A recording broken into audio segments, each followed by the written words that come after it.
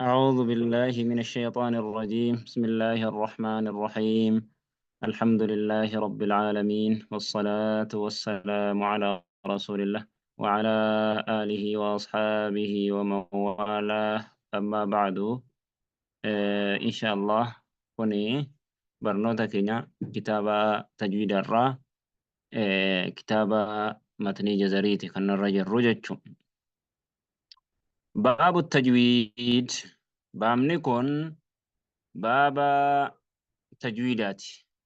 Baaba waa'ee barbaachisummaa tajwiidni qabu. Eegalee tajwiida afaaniin qara'aa jedhamu kun ulamaa'iin kitaaba itti kaa'anii jiran kun akka tajwiidni dirqama ta'ee eegalee akka tajwiidaan qara'uun dirqama ta'e ulamaa'iin kitaaba itti kaa'an. Yoo nutillee laftutti ilaalle tajwiidaan kaa'amee kitaabaan itti kaa'ame jechuudha. يقول الإمام الجزري إمام الجزري كان والأخذ بالتجويد حتم لازم من لم يصحح القرآن آثم من لم يصحح القرآن آثم نزمين براس قرآن كجد اسجرا قرآن كجد اسجرا لأنه به الإله أنزل وهكذا منه إلينا وصل وهو أيضا حلية التلاوة وزينة الأداء والقراءة وهو إعطاء الحروف حقها من كل صفة ومستحقها أكنجد باب التجويد كوني بقولنا واهي برنوتا تجويدات تجويد جتشو مالي يوجدني وما توكو تولشو akka seera tajwiidaatti tajwiida jechuun maal jechuu? Tajwiida jechuun qurbee 29 kanaaf haqa isiidhaa yeroo dubbannu keessatti akkaataa irra guutuu ta'e irratti ta'ee haqqi isiidhaa kennuu waan isiin haqa godhattu ahkaama isiirraa argamu waan isiin haqa godhattu hunda isaatu kennuudha tajwiida jechuun tokko. Tajwiida jechuun yeroo baratan maali faayidaan isaa? Haasawa rabbiitiin kalaama rabbii azza wa jalla jabaatee guddate rabbiin kalaama rabbii kanaan dubbatudha. Akkaataa irra bareedaa ittiin dubbifamu irratti maaliif rabbiin qur'aana rabbiitiin qabanneeti wayitti akkana jennu tajwiidni barbaachisaa yeroo ta'u rabbiin warattilil qur'aana tartiilaa jedha. Qur'aana bareechii qara'i jedha. Bareechii qara'i jedhe. Tartiila jechuun bareechuudha. Siigalee tartiila bareechuu bareechanii qara'uudha. Lammaffaan faayidaa isaarraa dogongora qur'aana keessatti argamu sababa tajwiida lafzii tolchuu dhabuutiin arraba tolchuu arraba keenya tikfatuudha. Dogongorarraa jechuun.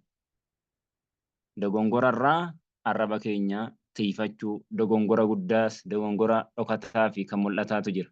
Dogongora dhokataa fi mul'ataa jechuu. Siigalee dogongora mul'ataa ka jennu qubee tokkotti jijjiiruu. Fakkeenyaaf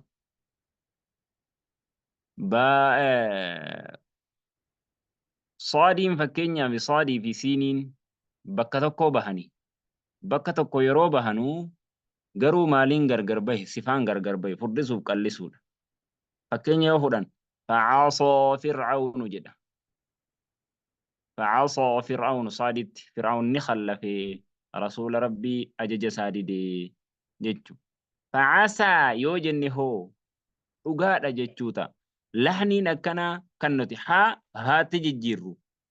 Siigalee kaafiin qaraanu kuni dogongora guddaa itti dilaawa ilmi namaa subhaanallah. Itti dilaawaa yoo akkas taate qur'aana kana dilaawaa qara'u jirra ta'a. Siigalee xaaxaatti yoo qaraate zaaliin vaatti yoo qaraate zaa fi vaalitti yoo qaraate vaatti yoo qaraate siigalee haatti yoo qaraate haatti yoo qaraate jijjiirte ati dilaawuu jirta jechuudha. Qur'aana sawaaba argachuu jennee itti dilaawuu jirra. Kanaaf adda baafachuun dirqama. Siigalee isa akkasiiti jechuudha.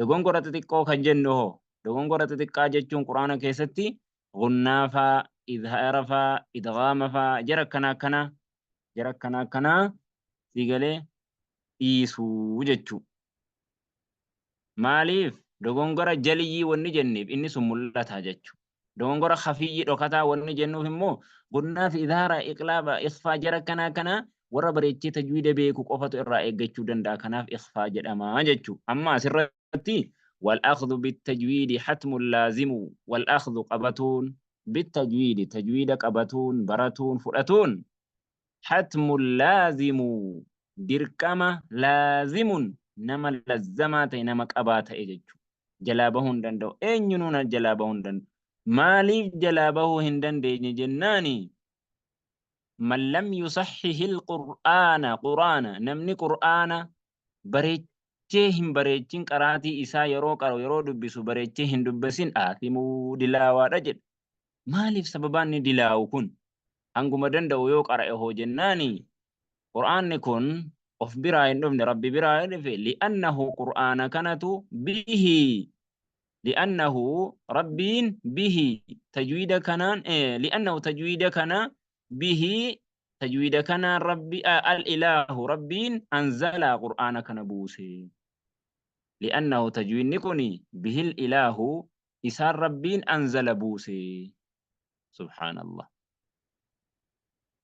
لأنه قرآن به تجويد كان الإله إلهين أنزل بوسي تجويدا بوسي وهكذا أكما كانت منه رب الرا إلينا جمكين وصلا جهجتو نبي محمد عليه الصلاة والسلام بريتني قرآن صحابانيس أفان الرا حفظي دت بري فمان بريتشمي أكسنت نوغهي يجو لكن قرآن مو أك رسول ربي اتقران اتقرؤون درقما أك رسول الرادوف اتقرؤون درقما يجو يو حرفي توكو غرا حرفي صفة توكو تيو كان برا يو كنتيف صفة إساين تأي يو كان كنتيف فكين يمال تأ سيقالي مخرج سا يو كان براتيف كنتي مال تأ معنى تججيرما غافا معنى ججيرته هو اتدي لو يتججو وهو تجوين يكون أيضا اتودي بنيجد وهو تجوين يكون أيضا اتودي بني سيقالي أما السبب براتي سبب لما فاكنو جرى أمس إعطاء الحروف وبيليد أفكنو حقها وهو قدين دبر فرده وهو إن تجويني أيضا هتودي بني حلية التلاوة فايا قراتي تيجي فايا قراتي سيقالي فايا قراتي نمني قرانا بريتشي كان قراوتي لفظي مخرج ساسي فساقوتي يرو قرامو نبريد قرآن ربي لا نبريد جيجو فكينيا الحمد لله رب العالمين الرحمن الرحيم مالك يوم الدين إياك نعبد وإياك نستعين يرو جنو الحمد لله رب العالمين الرحمن الرحيم مالك يوم الدين يرو كجران غرغرة جتشو سيقالي قلبي نمت هوتوه غرغرة وزينة الأداء بريدنا جيسوتي والقراءة أمس بريدنا قراتيتي وزينة الأداء بريدنا نما قرآن كان نما انتجي سوتي تيجي يرو نما قراسفتوس نبريد جتشو يرو نما قراستوس يرو نما تجيستوس نبريد والقراءة أكسما بريدنا قراتيتي يرو قراتو يرو قرآن لبستو نبريد تجويد جتشو وهو تجويد جتشون همس سيقالي إعطاء الحروف قبيل أفكنود حقها حق إسيدا وانسين حق قدد من كل صفة شوف صفراه من كل صفة شوف صفرا قبيل أفكنود ومستحقها وان إسين حق قدد اللي كنودا وان إسين حق قدد في حق إسيدا جيجو قبيل أفكنو حق إسي شوف صفرا صفة هندا حق أسيتي صفة كنون حق أسيتي إزهاء جهري رخاوة همسي شدة جرى كان هند ساتو قبيرة كنون حق يسيد وان يسين حق قدرت مخرج يسي بيكو قلنا إظهار إخفاء كان هند بيكني قرؤون صفة يسي جتشورا كناف وهو إعطاء الحروف والاتدابة وان تيفين اتدابله سنبرو إن شاء الله إفسنا سدين مؤلي بريتشاتي قوة هذا وصل اللهم وسلم وبارك على محمد وعلى آله وصحبه